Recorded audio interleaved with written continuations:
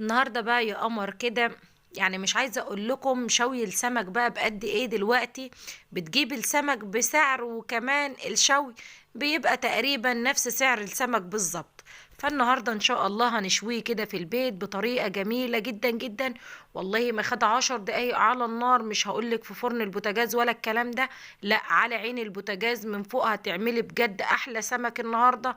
طب ايه يا ام ملك اللي احنا شايلينه على طول تحت السرير ومش بنطلعه؟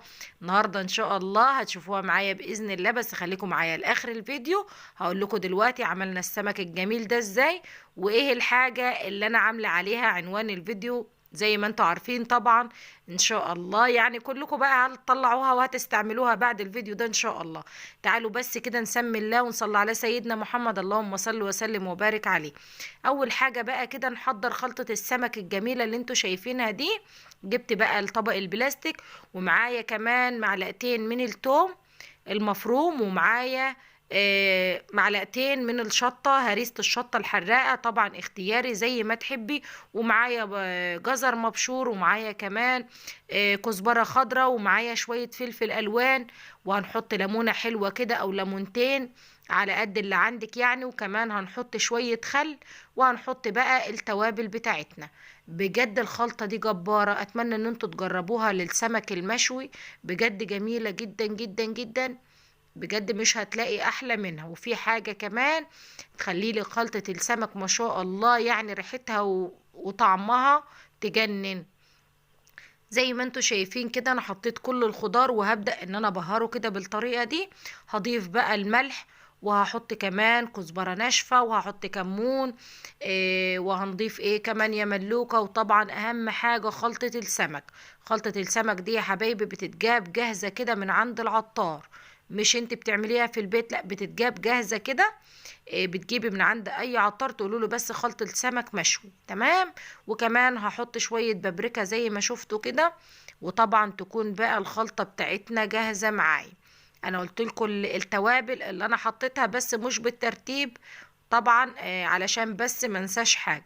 وحطيت كمان شوية خل بالشكل ده كده، بس علشان ايه؟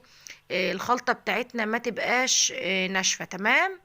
شايفين بقى الخلطة دي بقى طبعا هنحطها في السمك، وكمان هنشيل منها شوية علشان السمك بعد ما يتشوي. طبعا الرخامة بتاعتي نظيفة وزي الفل.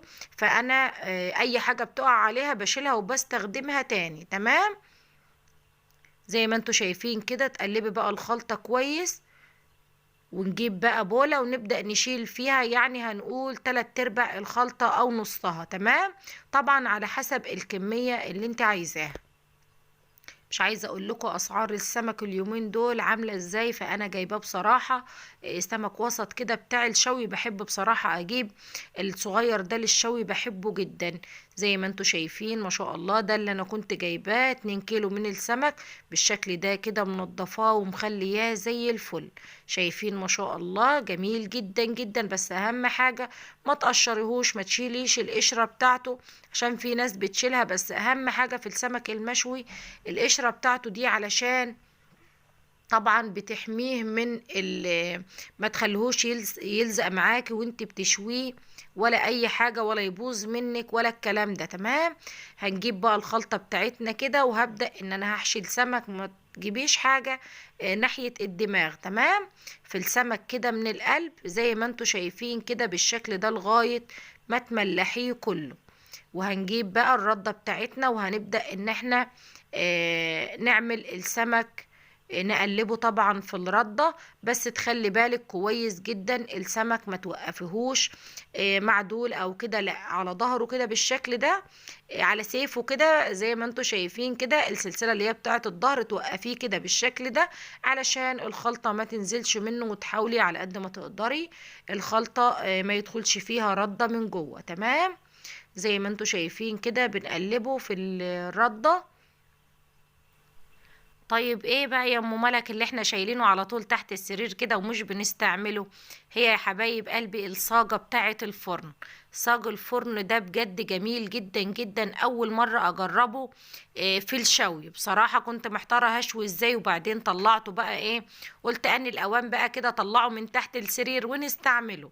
كلنا طبعا شايلينه تحت السرير ومش بنستعمله تماما، محدش بيجي في باله ان هو يستعمله الشوي او اي حاجة من دي، دايما شايلينه وما بنحتاجهوش في حاجة.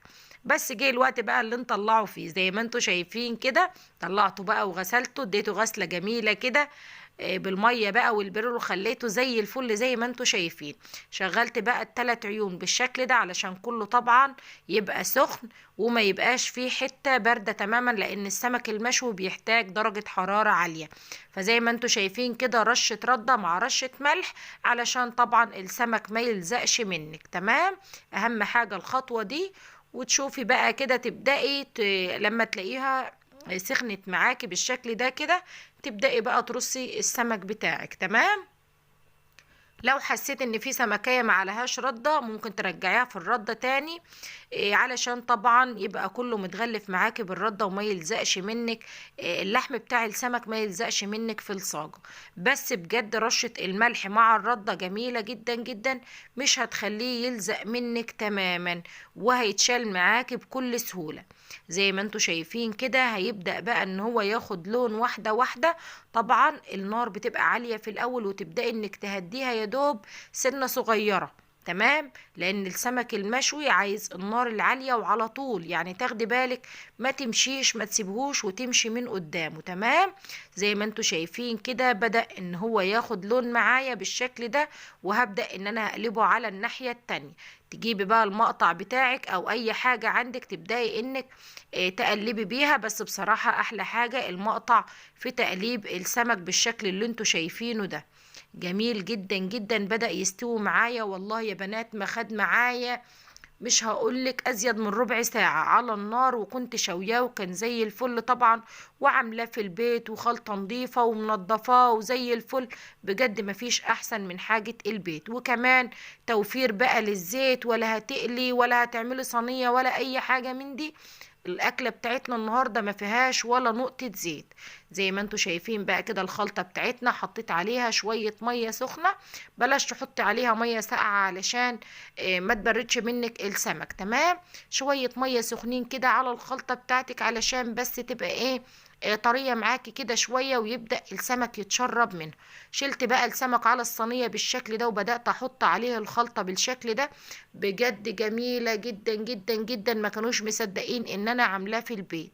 جميل جدا ما شاء الله. وطبعا مفيش اي محل هيعمل لك الخلطه النظيفه اللي انت بتعمليها في البيت دي، ولا هينضف لك الحاجه بالشكل اللي انت بتعمليه في بيتك. تمام يا قمر، فطبعا مش علشان نجيب كيلو ولا 2 كيلو سمك هنصرف عليهم قد تمنهم شوي، لا ما ينفعش خالص. يعني اليومين دول يعني ربنا يعديهم على خير كده.